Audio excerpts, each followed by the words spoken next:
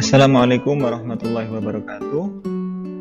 Kembali lagi dengan Pak Farid, anak-anakku sekalian, membahas tentang permainan bola kecil.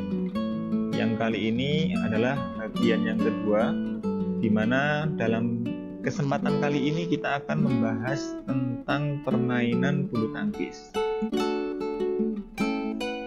Ya, baik permainan bulu tangkis bisa disebut juga dengan permainan badminton. Apa itu? Yaitu permainan atau olahraga yang menggunakan alat yang berbentuk bulat dengan memiliki rongga-rongga di bagian pemukulnya dan memiliki gagang, yang mana alat ini dikenal dengan nama raket. Dimainkan oleh dua orang atau dua pasangan yang saling berlawanan. Ada permainan ganda, campuran, laki-laki perempuan melawan laki-laki perempuan. Ada permainan ganda putra, ganda putri. Kemudian ada permainan tunggal putra dan tunggal putri. Itu dalam permainan bulu tangkis. Nah, yang kita pelajari pada kesempatan kali ini adalah teknik apa saja dan mungkin alat yang kita gunakan untuk memainkan permainan bulu tangkis atau badminton. Ya, baik. Peralatan bulu tangkis. Dalam permainan bulu tangkis, alat-alat apa saja yang kita perlukan? Yang pertama, tentu saja raket untuk memukul. Kemudian ada shuttlecock atau cork, kita sering menyebutnya, dan juga ada netnya. Net ini berguna untuk membatasi antara area lawan dan area kita, ya, membagi dua lapangan.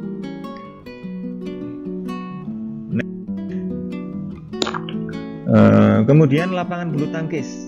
Lapangan bulu tangkis ini berbentuk persegi panjang dengan dibatasi beberapa garis, ya. Kita lihat ada netnya juga di tengah sebagai pemisah antara lapangan kanan dan lapangan kiri. Nah, untuk tingginya net hanya 1,524 meter, jadi tidak sampai 2 meter, mungkin setinggi bahu dada Pak Farid, ya, seperti itu. Kemudian itu tadi lapangan bulu tangkis yang dimainkan.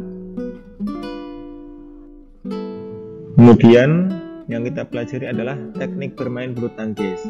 Teknik bermain bulu tangkis meliputi, yang pertama adalah teknik memegang raket, yang kedua sikap berdiri, yang ketiga adalah kerja kaki atau footwork, yang keempat adalah cara memukul, ada pukulan atau strokes. Yang pertama, teknik memegang raket ini dibagi menjadi beberapa cara. Yang pertama, pegangan geblok kasur, yang disebut juga dengan pegangan Amerika. Yang kedua, pegangan kapak, disebut juga dengan pegangan Inggris. Yang ketiga, ada pegangan gabungan atau pegangan berjabat tangan. Dan yang keempat adalah pegangan backhand.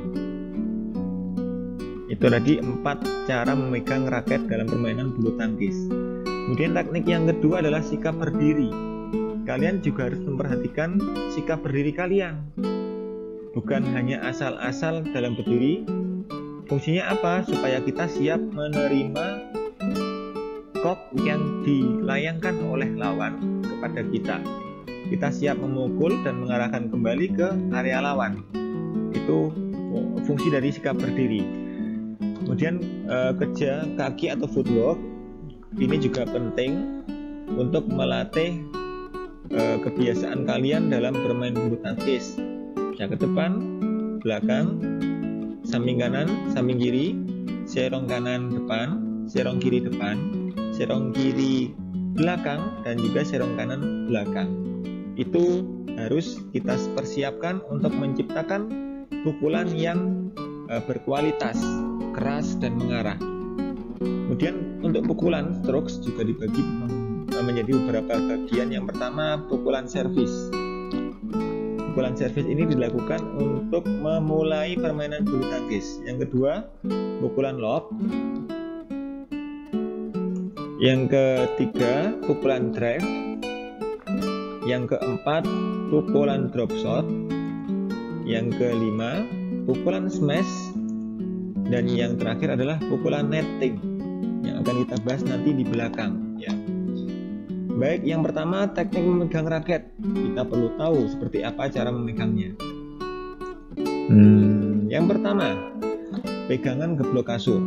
Yang kedua, pegangan berjabat tangan. Yang ketiga, pegangan kapak atau pegangan Inggris. Yang keempat, pegangan backhand. Seperti apa cara memegangnya? Yang pertama, pegangan geblok kasur seperti ini. Jadi kalian meletakkan raket di lantai, kemudian kalian pegang dengan tangan membentuk huruf V, langsung dipegang. Nah, itu merupakan cara memegang raket dengan pegangan geblok kasur. Cara yang kedua adalah pegangan berjabat tangan. Ini caranya seperti kita berjabat tangan dengan teman kita, dengan orang tua, dengan siapa saja, yaitu dengan cara memiringkan raket. Raketnya dimiringkan, kemudian tangan kita memegang pegangan raket itu dengan cara melipat, membentuk huruf V juga, melipatkan jempol dan juga 4 jari yang lain dengan merenggang seperti kita berjabat tangan, seperti itu. Bedanya dengan geblok kasur, kalau geblok kasur tadi raketnya miring atau tidur terlentang, kalau yang berjabat tangan ini raketnya miring mengarah ke atas, raketnya ya miring ke atas seperti pada gambar ini. Kemudian yang ketiga, pegangan kapak. Nah, ini jadi di dalam ini ada tulisan bevel. Jadi pegangan raket itu ada 6 sisi, yang 2 sisinya lebar, yang 4 sisinya samping-samping itu yang lebih kecil ya sisinya. Oh, ada 8 ya. Nanti kalian bisa mencek. Nah, posisi jempolnya pada bevel. Bevel ini adalah tempat yang atau sisi yang pojok. Nah, nanti kalian bisa cek sambil dilihat. Itu adalah pegangan kapak, seperti memegang kapak. Itu disebut juga dengan pegangan Inggris. Yang keempat, pegangan backhand. Pegangan backhand ini menempatkan jempol tangan kepada bagian pegangan raket yang lebar. Jempolnya ditaruh situ untuk memukul pukulan backhand. Itu adalah teknik memegang raket dalam permainan bulu tangkis. Perlu diperhatikan juga supaya pukulannya bisa lebih akurat dan tepat sasaran. Kita memasuki atau beralih ke teknik selanjutnya. Ya, teknik atau sikap berdiri. Maaf, itu kurang D ya, berdiri harus sikap berdiri. Sikap berdiri dalam permainan bulu tangkis adalah seperti ini. Nah, kalian memegang raket di depan dada, seperti seolah-olah bersiap menerima kok dari lawan. Lututnya ditekuk, kemudian berdiri pada ujung kaki, pandangan ke arah kok lawan. Nah, ini 1, harus berdiri sedemikian rupa sehingga berat badan tetap berada pada kedua kaki, jadi seimbang kaki kedua kakinya, tidak bertemu pada satu sisi kaki tapi dua-duanya, supaya seimbang. Yang kedua, tekuk kedua lutut. Nah, lututnya ditekuk, berdirinya pada ujung kaki, kedua kaki terbuka selebar bahu, jangan terlalu lebar atau terlalu sempit. Yang ketiga, kedua lengan siku bengkok, bersiap. Yang keempat, raket harus dipegang sehingga kepala daunnya raket berada lebih tinggi dari kepala, jadi dihadapkan ke depan. Yang kelima, sikap dan tahap kerja langkah kaki. Sikap dan langkah kaki yang benar dalam bermain bulu tangkis sangat penting dikuasai. Jadi langkah-langkahnya, cara melangkahnya juga harus kita kuasai dalam permainan bulu tangkis. Berarti sikap berdiri dalam permainan bulu tangkis. Teknik selanjutnya, kerja kaki atau footwork. Nah, ini kalian perlu melatih kelincahan kaki karena kita harus siap menerima kok yang diberikan oleh lawan di area manapun, bisa depan, belakang, samping, kanan, kiri, depan, pojok, depan, pojok belakang, seperti ini. Setelah kalian maju ke depan misalnya, harus kembali ke posisi tengah semula. Supaya apa? Karena kalau kalian tidak kembali ke posisi tengah, kop yang kalian kembalikan ke lawan akan dikembalikan lagi ke arah yang belakang, sehingga kalian terlalu jauh untuk mengambil kop yang dikembalikan oleh lawan. Itu kerja kakinya, harus diperhatikan. Sangat menentukan untuk mengembalikan shuttlecock yang diberikan oleh lawan. Itu kerja kaki. Teknik selanjutnya adalah teknik pukulan. Ya, teknik pukulan ini dibagi menjadi dua. Perlu kalian ketahui, jadi dalam bulu tangkis ini ada dua macam model pukulan. Yang pertama forehand, dan yang kedua adalah backhand. Forehand ini pukulan dilakukan dengan cara menghadapkan telapak tangan ke arah lawan. Jadi telapak tangannya menghadap ke arah lawan. Itu namanya pukulan forehand. Sedangkan backhand adalah kebalikannya. Punggung tangan kalian mengarah ke arah lawan. Itu backhand. Sedangkan pukulannya yang pertama service, pukulan lob, pukulan drive, pukulan drop shot, dan pukulan smash, juga yang terakhir pukulan netting. Nah, pukulan service. Yang pertama pukulan service. Ya. Service dibagi menjadi dua juga. Ada service forehand, ada juga service backhand. Untuk service forehand seperti yang saya katakan, telapak tangan menghadap ke arah lawan. Nah, itu. Tangan yang megang raket, telapak tangannya menghadap ke arah lawan. Itu service forehand.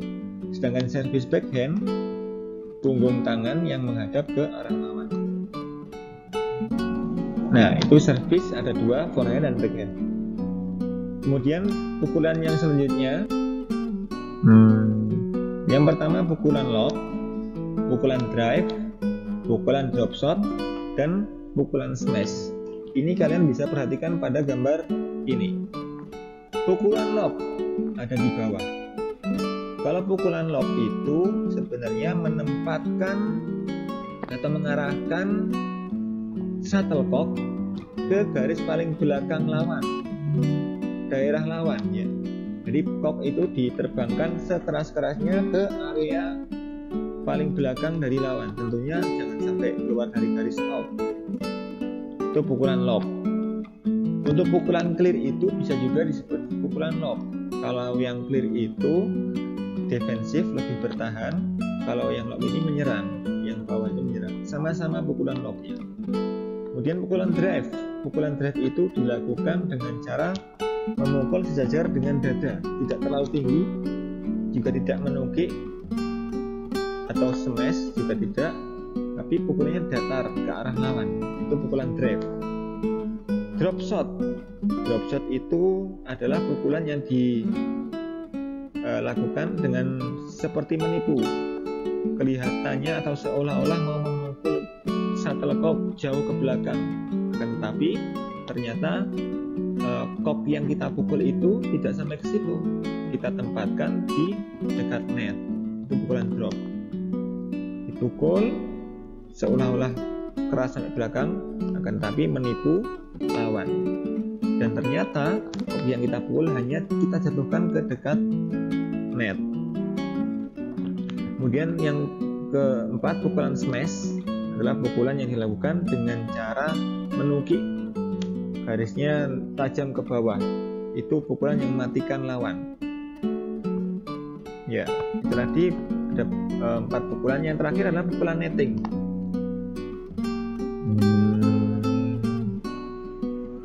Pukulan netting ini dilakukan dengan cara bermain-main shuttlecock di area net, jadi mendekati net seperti ini.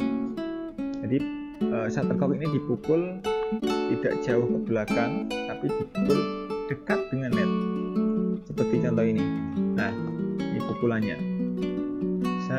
Terus dia hanya menempatkan shuttlecock mendekati net. Itu namanya pukulan netting.